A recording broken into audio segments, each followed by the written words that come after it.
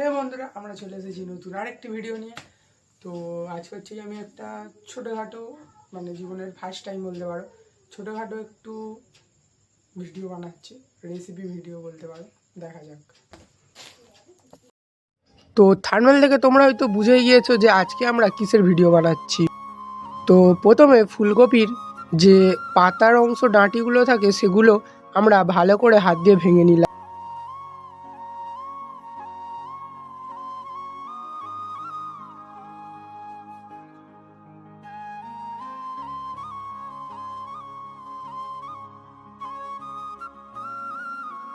এরপর ফুলকপিটাকে নিজেদের পছন্দের শেপ অনুযায়ী কেটে নেবে।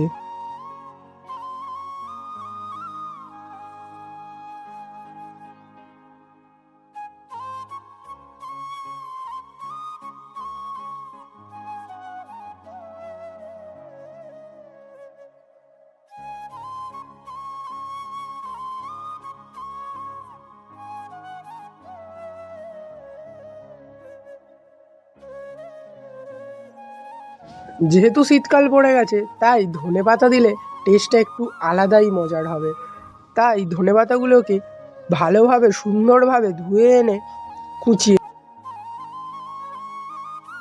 নেক্সট আমরা কুচিয়ে নিই টমেটো। তোমরা তোমাদের পরিমাণ মতো টমেটো ব্যবহার করতে পারো।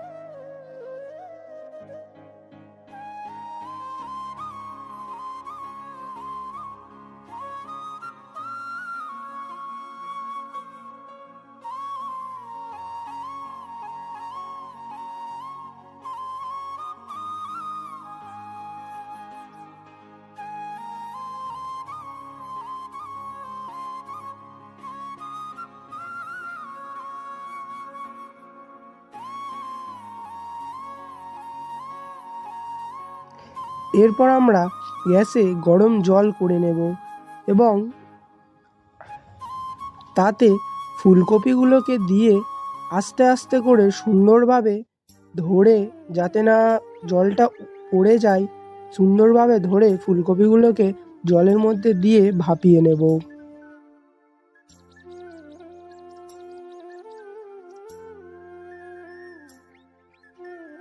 আমি আমার পরিমাণ মতো একটা জায়গা নিয়ে নিই, যাতে আমি তৈরি করা পকোড়ার সামগ্রীগুলো ভালো করে মিক্স করতে পারবো। প্রথমে ভাপানো ফুলকপিগুলোকে ছেঁকে এনে রাখতে হবে।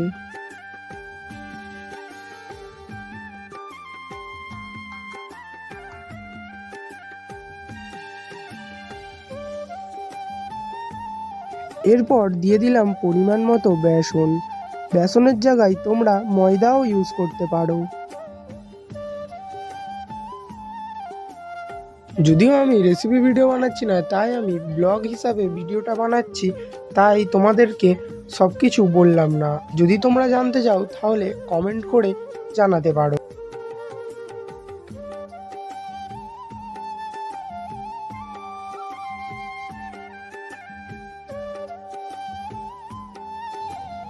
কেটে রাখা পেঁয়াজ, ধনেপাতা কাটা এবং টমেটো কুচিগুলোকে ভালোভাবে দিয়ে মিক্স করে নিতে হবে।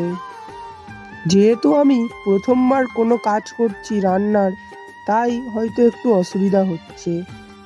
আর কেমন হয়েছে ভিডিওটা কমেন্ট করে জানাতে ভুলো না।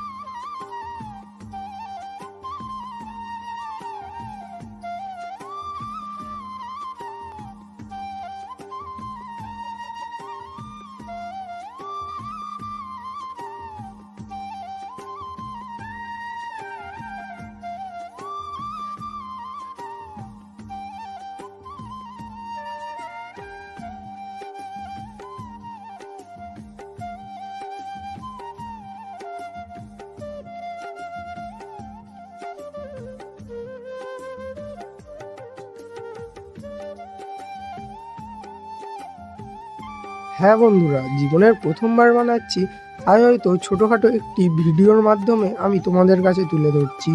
এটা হয়তো আমার জীবনের স্মৃতি হয়ে রয়ে যাবে। দেন এরপর আমরা দিয়ে দিই পরিমাণ মতো ডিম।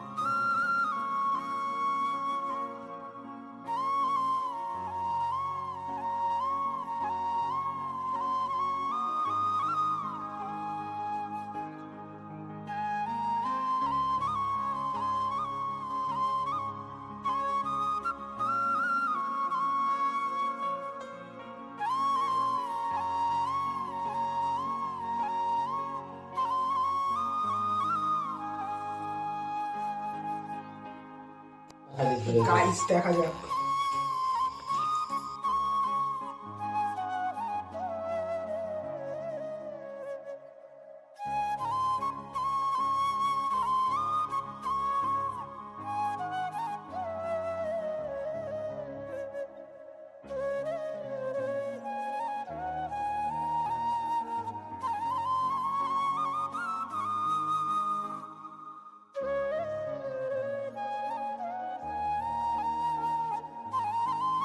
তো বন্ধুরা, এখন আমাদের গরম গরম ফুলকপির পকোড়া ভাজা রেডি হয়ে গিয়েছে।